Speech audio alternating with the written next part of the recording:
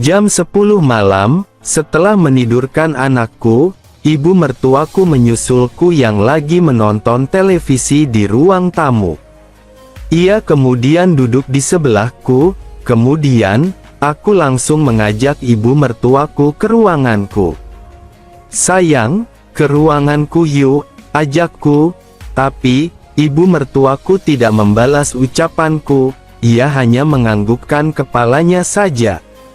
Kemudian, aku mematikan televisi, dan ibu aku ajak menuju ke ruanganku, seraya berkata, "Ibu sayang, aku mau pekerjaan itu lagi," godaku sambil tersenyum. Dia mengangguk pelan. Sesampainya di ruanganku, aku mulai memindahkan semua penghalang yang ada, dan mulai menjalankan pekerjaan awal terlebih dahulu, dan setelah dirasa cukup, kami pun melanjutkan ke pekerjaan pada intinya. Pelabuhan itu memang masih nyaman kurasakan, walau sudah termakan usia. Tampaknya, ibu mertuaku sangat pintar menjaga pelabuhan itu. Malam itu, kamu bekerja 1 kali lagi, sebelum ibu mertuaku pindah ke ruangan sebelah, untuk istirahat dengan anakku, karena memang, istriku baru-baru ini telah berpulang. 5 bulan sudah keakrabanku dengan ibu mertua, seperti layaknya pasangan. Saat bapak mertuaku berangkat kerja, aku dan ibu mertuaku akan selalu bekerja akan suatu pekerjaan yang sedemikian rupa itu dengan kebahagiaan. Bila bapak mertuaku lagi di rumah, aku akan menjaga jarak terhadap ibu mertuaku, dan tentunya, tidak melakukan pekerjaan tersebut. Hal itu kulakukan, demi untuk keamanan dan kerahasiaan keakraban kami berdua. Sudah 2 minggu ini aku tidak bekerja dengan ibu mertuaku, dikarenakan, bapak tidak berangkat kerja karena sakit. Simak kisah selengkapnya hingga selesai. Hari itu, aku dipanggil ke kantor untuk menghadap manajer perusahaan tempatku bekerja. Pada jam 4 sore setelah jam pulang kerja, aku langsung menuju kantor manajer. Setengah jam menghadap manajer, ternyata aku diberi apresiasi atas kerja kerasku di perusahaan selama ini, sehingga aku diberi sebuah mobil inventaris untuk aku gunakan. Dan juga, manajerku menanyakan tentang kabar kesehatan bapak mertuaku. Manajer menitip pesan untuk disampaikan kepada bapak mertuaku, jika ia tidak bisa mengambil libur saat liburan tahun baru, karena bapak sudah libur 2 minggu lebih, dan ia harus menggantinya saat liburan tahun baru. Saat perjalanan pulang dengan mengendarai mobil yang baru aku dapatkan, selama di perjalanan, aku merasa sangat bahagia, karena mendapatkan mobil baru, dan juga, aku berencana untuk berlibur ke kota Bandung selama liburan tahun baru. Karena biasanya, di perusahaan tempatku bekerja, akan ada libur selama 1 minggu. Aku akan mengajak ibu mertuaku dan juga anakku untuk liburan ke sana, selama liburan tahun baru, karena bapak mertuaku harus bekerja saat aku libur panjang. Sesampainya di rumah, aku tidak melihat ibu atau bapak mertuaku di depan rumah. Kemudian, aku tekan klakson mobilku, sehingga ibu dan bapak mertuaku keluar rumah setelah mendengar klakson mobilku. Saat aku turun dari mobil, aku melihat ibu dan bapak mertuaku terlihat kaget, karena aku pulang dengan mengendarai mobil. "Yogi, mobil siapa yang kamu bawa pulang ini?" tanya bapak mertuaku. "Mobil Yogi lah Pak, Yogi dapat dari perusahaan, mobil inventaris buat Yogi," jawabku. Wah, selamat ya Gi, berarti, pekerjaanmu selama ini bagus di mata para petinggi perusahaan, ucap bapak mertuaku. "Bapak boleh pinjem kan, cuma buat jalan-jalan di komplek aja," lanjut bapak mertuaku. Ya tentu boleh dong Pak, kalau Bapak pingin mencoba. Nih kuncinya, aku mau mandi dulu, jawabku sambil menyerahkan kunci mobil tersebut. Saat berjalan ke dalam rumah, aku melewati ibu mertuaku, yang dari tadi cuma diam melihatku dari jauh. Ku bisikin di telinga ibu mertuaku, untuk tidak ikut naik mobil dengan Bapak, karena aku ada kabar gembira yang lain untuknya. Saat aku keluar dari kamarku menuju kamar mandi, aku melihat ibu mertuaku di dapur. Aku mendekatinya, dan memberikan rangkul. Sayang, aku rindu, ucapku dengan ucapan penuh makna. Ibu juga kangen kamu sayang, sahut ibu dengan senyumannya. Ibu gak diajak naik mobil sama Bapak, tanyaku basa-basi. Diajak tadi sama Bapak, tapi, tadi kan, sudah dilarang sama kamu, jadi ibu tidak ikut, cuma anakmu yang ikut, jawabnya. Makasih ya sayang sudah mendengarkan kata-kataku, ujarku. Lia, terus, katanya tadi, ada kabar gembira lagi buat ibu. Kabar gembira apa emangnya? Tanya ibu.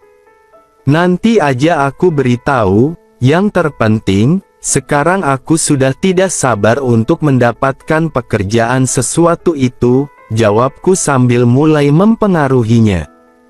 Tapi Bapak lagi ada di rumah, emang kamu yakin? Ucap ibu mertuaku. Bapak kan lagi jalan-jalan pakai mobilku, ayo Bu, ikut aku, ujarku, sambil menggandeng tangannya menuju ke kamar mandi. Sesampainya di sana, tanpa menunggu lama, aku pun segera mempersiapkan peralatan kerjaku. Kali ini, aku bekerja dengan sedikit terburu-buru, karena takut bapak mertuaku pulang. Dan benar saja, tak lama setelah aku selesai, bapak mertuaku pulang. Dan saat itu, ibu mertuaku kelihatan panik, karena dia masih dalam suasana dan kondisi sedemikian rupa itu. Tapi, setelah aku mencoba menenangkan ibu mertuaku, ia sedikit lebih santai. Tak lama kemudian, Bapak teriak-teriak memanggil namaku dan juga ibu mertuaku. Karena tidak mau menimbulkan kecurigaan Bapak mertua aku menjawab panggilannya. Iya Pak, ada apa? Jawabku dengan berteriak. Kamu masih mandi ya Gi? Tanyanya. Bentar lagi kelar kok Pak. Ada apa Pak? Tanyaku. Gak apa-apa. Iya, ibumu kok gak kelihatan? Kamu tahu dia kemana? Tanya bapak mertuaku. Gak tahu Pak. Tadi waktu Yogi mau mandi, ibu di dapur lagi masak, mungkin ke warung beli bumbu, ucapku. Oh, ya udah kalau gitu, jawab bapak mertuaku, sambil menjauh dari kamar mandi. Pak, panggilku sebelum bapak mertuaku terlalu jauh. Lia, ada apa Gi? Tanyanya. Pak, Yogi bisa minta tolong gak? Tolong isiin bensin mobil, soalnya, Yogi tadi belum sempat ngisi, ujarku. Oh, bisa. Apa pakai uang bapak dulu? Tanyanya. Pakai uang Yogi aja Pak, itu udah Yogi siapin di atas kulkas, sahutku. Oke, kalau gitu, bapak berangkat dulu ya, anakmu bapak ajak lagi ya, tadi kelihatannya dia seneng banget dapat naik mobil, ucapnya. Lia Pak, ajak aja, sahutku, dan tak lama, aku mendengar suara knalpot mobil menjauh dari rumah. Setelah suara mobil lumayan jauh, aku dan ibu mertuaku bersih-bersih bersama. Setelah selesai, aku dan ibu mertua beranjak ke ruangan kita masing-masing. Jam 7 malam, aku menemui bapak dan ibu mertuaku yang lagi di ruang tamu untuk nonton TV, karena masih ada titipan pesan dari manajer perusahaan yang belum aku sampaikan kepada bapak mertuaku. Yogi, sini nonton TV bareng, ajak bapak mertuaku. Kemudian, aku duduk di kursi sebelah kanan mereka. Kamu kok bisa dikasih mobil inventaris itu? Tanya bapak mertuaku. Ini Pak, diserahkan sama manajer perusahaan. Tadi, waktu kerja, aku dipanggil untuk ke kantor. Setelah menghadap, ternyata aku diberi mobil inventaris itu, jawabku. Wah, beruntung banget kamu mendapatkan mobil itu ya. Walaupun cuma inventaris dari perusahaan, kamu harus jaga baik-baik mobil itu, kata bapak mertuaku. Selamat ya Gi, kamu mendapatkan mobil dari perusahaan tempat kerjamu. Maaf, kalau ibu telat memberi selamat kepada kamu, kata ibu mertuaku yang dari tadi diam. Oh iya Pak, tadi Yogi juga mendapatkan pesan buat bapak dari manajer. Kata manajer, bapak tidak mendapatkan liburan tahun baru nanti. Bapak harus tetap masuk kerja waktu liburan tahun baru nanti, katanya, untuk menggantikan waktu bapak sakit. Lanjutku, menyampaikan pesan dari manajer. Walah, udah bapak tebak Gi, pasti perusahaan tidak memberi bapak libur tahun baru, soalnya, dulu bapak juga pernah mengalaminya, waktu kamu belum masuk kerja di perusahaan. Ya udah, mau gimana lagi, namanya kita kerja ikut perusahaan, ya harus ngikutin apa kata perusahaan, jawab bapak mertuaku sambil mengeluh. Setelah menyampaikan pesan dari manajer, aku langsung bilang ke bapak mertuaku, tentang rencanaku saat liburan tahun baru nanti, dan meminta izin sekalian padanya. Pak, Yogi rencananya, saat liburan tahun baru nanti, Yogi mau liburan ke kota Bandung bersama si Andin, jadi, Yogi mau minta izin kepada bapak sama ibu, untuk berlibur di sana, ucapku meminta izin. Setelah selesai berbicara, aku melirik ibu mertuaku. Saat aku meminta izin kepada mereka, aku melihat, wajah ibu mertuaku terlihat kaget, dan juga terlihat agak murung di wajahnya. Mungkin, ibu berpikir, ia akan ditinggal sendiri di rumah, dan tidak ku ajak berlibur denganku dan anakku, karena, aku tidak menyebutkan namanya saat meminta izin, dan malah meminta izin kepadanya. Padahal, itu cuma trikku, agar bapak mertuaku tidak curiga. Karena, aku sudah tahu pasti, ibu mertuaku akan ikut aku untuk berlibur. Kok jauh banget kamu liburannya? Biasanya cuma di alun-alun sini aja, tanya bapak mertuaku. Kan sekarang Yogi sudah ada mobil Pak, jadi, kalaupun liburan jauh, gak akan repot bawa barang-barangnya, jawabku. Oh, ya udah, kalau emang kamu mau liburan ke sana, bapak cuma pesan, hati-hatilah kalau sudah sampai di sana. Oh ya, emangnya, kamu di sana berapa hari? Tanya bapak mertuaku. Mungkin seminggu Pak, sampai waktu liburan habis, jawabku.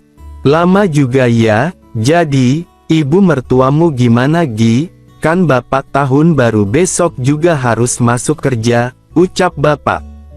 Walah, gimana ya Pak, soalnya, liburanku tidak bisa dibatalkan, soalnya, aku sudah booking villa di sana, bapak tahu sendiri kan, kalau tahun baru, pasti rame, jadi, aku booking villa jauh-jauh hari sebelumnya, kataku berakting di depan bapak mertuaku, padahal, aku sama sekali belum membooking villa di sana. Kenapa gak kamu ajak aja ibu berlibur bareng kamu, biar sekali-kali, ibu bisa liburan, ujar bapak. Aku yang mendengar permintaan bapak mertuaku, agar ibu juga aku ajak berlibur, hanya bisa tersenyum dalam hati, karena, bapak mertuaku telah masuk ke dalam rencanaku. Kalau Yogi sih, Terserah ibu aja, mau ikut liburan apa tidak, tapi, kalau menurut Yogi, mending ibu ikut liburan aja, biar si Nadine ada temennya, soalnya kan, selama ini, ibu dan bapak yang selalu bermain dengan Nadine saat di rumah, jawabku. Gimana bu, ibu mau di rumah, atau mau ikut Yogi liburan ke kota Bandung, tanya bapak mertuaku. Ya, kalau bapak izinin, ibu sih, mau ikut Yogi liburan, dan itu pun, kalau gak ngerepotin Yogi juga, jawab ibu mertuaku. Kalau bapak izinin ibu ikut liburan, soalnya, kasihan juga kalau ibu ditinggal sendiri di rumah, jawab bapak mertuaku.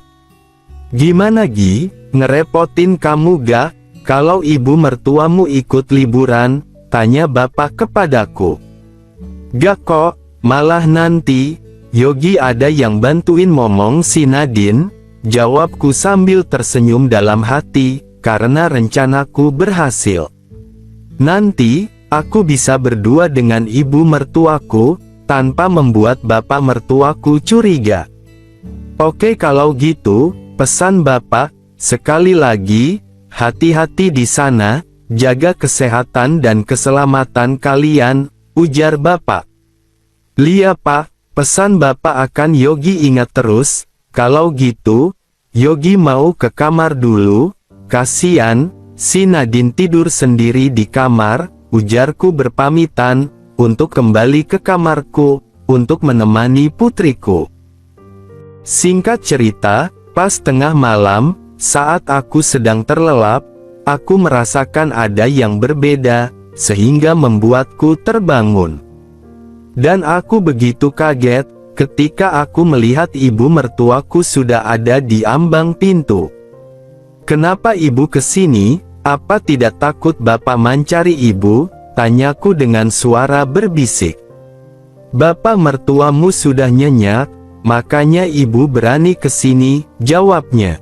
Sayang, kenapa kamu gak bilang dulu sama ibu, kalau kamu mau liburan ke kota Bandung? Tanya ibu mertuaku. Itulah kabar gembira lainnya, yang Yogi ingin bilang pada ibu. Yogi mau memberikan kejutan buat ibu. Kalau Yogi langsung bilang, kalau mau liburan sama ibu, pasti bapak akan curiga, jelasku. Wah, ternyata kamu pintar berakting juga ya sayang, bisa-bisanya kepikiran sampai segitunya, bilang mau liburan sama anaknya, padahal mau bulan madu, kata ibu mertuaku sambil tersenyum.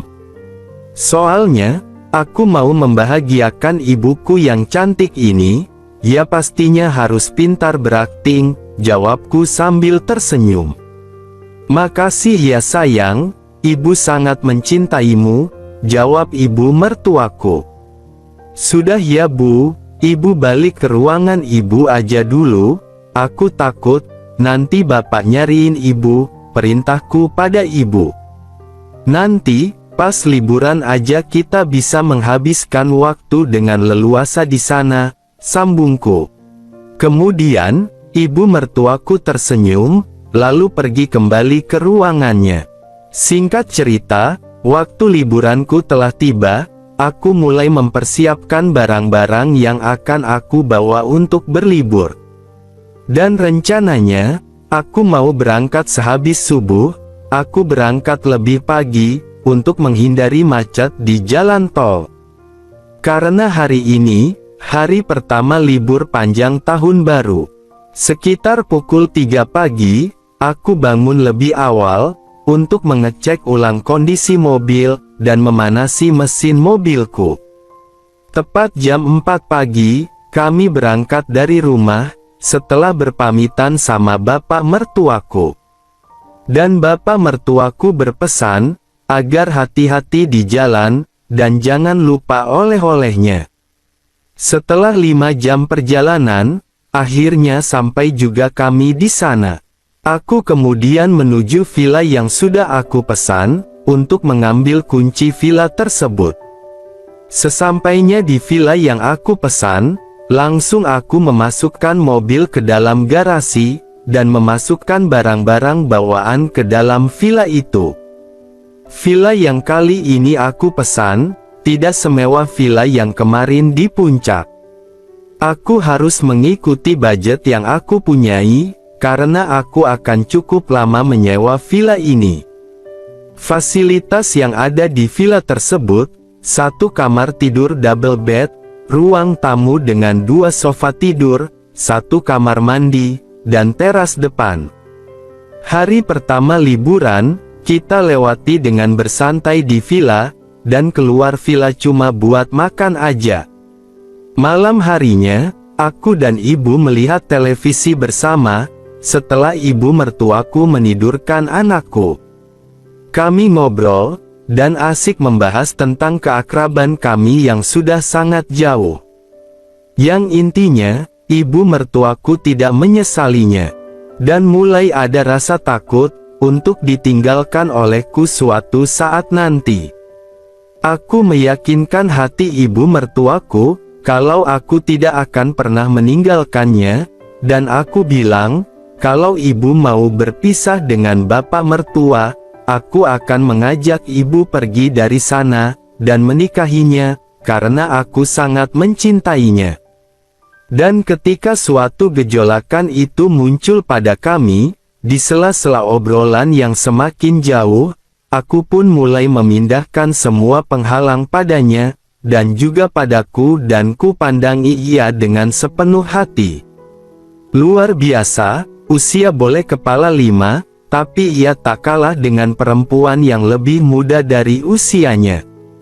Tanda-tanda penuaan memang tak bisa ditutupi, tapi, secara garis besar, ibu mertuaku masih sangat mempesona, bagi para lelaki mana saja yang menatapnya. Apalagi, kalau sudah dalam suasana dan kondisi seperti ini. Sayang, kok kamu lihatin ibu kayak gitu sih, ucapnya. Ibu terlihat masih sangat cantik, tidak kalah sama almarhum istriku, sahutku. Aku mencoba dekati ibu mertuaku, lalu memberi rangkul. Jari jemariku mulai menjelajah kemanapun ia inginkan, dan menabrak semua yang dilewatinya, dan hanya sebentar kami menyiapkan peralatan kerja itu. Berikutnya, aku beristirahat di atas sofa tidur di ruang tamu. Dan ibu mertuaku tahu, apa yang harus ia kerjakan selanjutnya. Gila kamu bisa membuat kita bekerja dalam kondisi yang begitu damai seperti ini, ucapnya, saat kami sedang melakukan pekerjaan yang menguras emosi tersebut. Aku tidak menjawab perkataan ibu mertuaku, aku cuma memberikan senyuman kepadanya. Setelah memberi waktu istirahat buat ibu mertuaku, aku segera bekerja lagi dengannya, hingga semuanya selesai. Setelah itu, kami berdua sama-sama merasakan penat karena pekerjaan itu. Aku terlelap di atas sofa, sampai matahari menyinari dari balik tirai. Aku kemudian terbangun, dengan tertutup oleh selimut yang tebal, sehingga menghalau hawa dingin di pagi hari. Mungkin, ibu mertuaku yang menyelimutiku sewaktu aku tidur tadi, karena, ketika bangun, aku sudah tidak melihat ibu mertuaku di sisi. Selama seminggu liburan di kota Bandung, baik siang atau malam, ataupun pagi hari, ketika anakku masih tidur, aku dan ibu mertuaku akan berbagi pengalaman dimanapun berada, selama di dalam villa. Setiap aku bekerja dengannya, aku selalu menaruh semua hasil pekerjaan itu di wadahnya, dan kulihat, ia tidak melarangku. Ibu mertuaku berpikir, kalau dia tidak bisa memiliki lagi, soalnya, ia juga masih rajin bekerja dengan bapak mertuaku, walaupun bapak tak mampu memberikan hasil pekerjaan yang ia inginkan. Tetapi, walau begitu, sebelum kami akrab selama beberapa bulan ini, ibu mertuaku tak kunjung halim lagi, dan anak satu-satunya ialah mendiang istriku. Singkat cerita, sebelum kami pulang, kami kembali bekerja untuk terakhir kali di villa tersebut. Setelah pekerjaan hebat pagi hari ini, sekitar jam 11 siang, kami pun berangkat pulang ke rumah, setelah 1 minggu liburan di sana. 2 minggu setelah pulang dari liburan yang penuh kebahagiaan, aku melihat ibu setiap pagi muntah-muntah, dan mengeluh kalau badannya terasa cepat capek. Aku sangat khawatir dengan kesehatan ibu mertuaku, jadi aku menawarkan diri untuk mengantarkannya ke klinik dengan mobilku. Tapi, ibu mertuaku menolaknya, alasannya, kalau aku yang mengantarnya, aku akan terlambat masuk kerja, jadi biar bapak aja yang mengantarnya. Jadinya, pagi itu, aku berangkat kerja dengan menggunakan sepeda motor, dan mobilku ku tinggal di rumah, buat mengantar ibu mertuaku ke klinik. Di tempat kerja, aku tidak bisa tenang, dan kurang fokus dalam bekerja, karena aku mengkhawatirkan kesehatan ibu mertuaku, dan juga, aku tidak bisa menghubungi siapapun untuk menanyakan hasil pemeriksaannya di klinik. Kalau aku menghubungi bapak mertuaku, aku khawatir, bapak mertuaku akan curiga terhadapku, karena terlalu mengkhawatirkannya. Kalau aku menghubungi ibu mertuaku, aku tidak tahu, siapa yang sekarang memegang HP-nya. Jadi, aku harus menunggu sampai aku pulang kerja nanti sore. Singkatnya, sore hari ketika aku sampai rumah, aku bersikap biasa-biasa saja, padahal di dalam hatiku, aku ingin cepat-cepat mengetahui hasil pemeriksaannya. Saat aku masuk ke dalam rumah, aku melihat cuma ada bapak mertuaku yang ada di ruang keluarga sambil lihat televisi. Aku tidak melihat keberadaan ibu mertuaku, dan juga anakku. Kamu sudah pulang? Sapa bapak mertuaku. Lia pak, oh ya, gimana pak hasil pemeriksaannya? Elbu sakit apa? Tanyaku. Gak apa-apa kok, Elbu baik-baik saja, gak sakit apa-apa. Cuma, tiba-tiba, bapak mertuaku menghentikan bicaranya, yang membuatku penasaran. Cuma apa pak, kok malah berhenti? Buat aku penasaran aja, ucapku. Maaf, soalnya, bapak sangat bahagia kalau memikirkannya, jelas bapak. Perkataan bapak mertuaku barusan, membuatku tambah penasaran. Elbu mertuamu, tidak lagi sakit, cuma dia lagi halim, ungkap bapak. Apa, ibu mertua halim? Jawabku dengan lantang dan keras, karena aku sangat kaget dengan berita ini. Tuh kan, kamu juga kaget dengar berita ini. Awalnya, bapak juga kaget, tapi sekarang, bapak sangat bahagia, karena bapak akan memiliki momongan lagi, jelas bapak. Aku melihat wajah ceria dan bahagia terlukis di wajah bapak mertuaku ini. Tapi, naku jadi penasaran, siapa bapak aslinya? Aku harus cepat menemui ibu mertuaku untuk bertanya, gumamku. Wah, selamat ya pak, semoga ibu dan anaknya sehat, ucapku pada bapak. Akhirnya, sudah puluhan tahun dinanti-nantikan, akhirnya dapat juga, makasih ya Gi atas doamu, sahut bapak.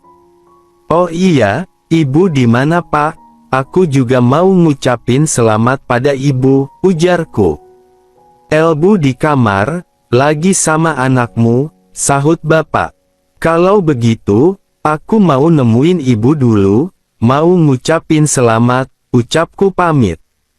Aku kemudian, meninggalkan bapak mertuaku, yang masih asik menonton televisi. Aku mencari ibu mertuaku di kamarnya, tetapi, aku tidak menemukan keberadaannya di kamar.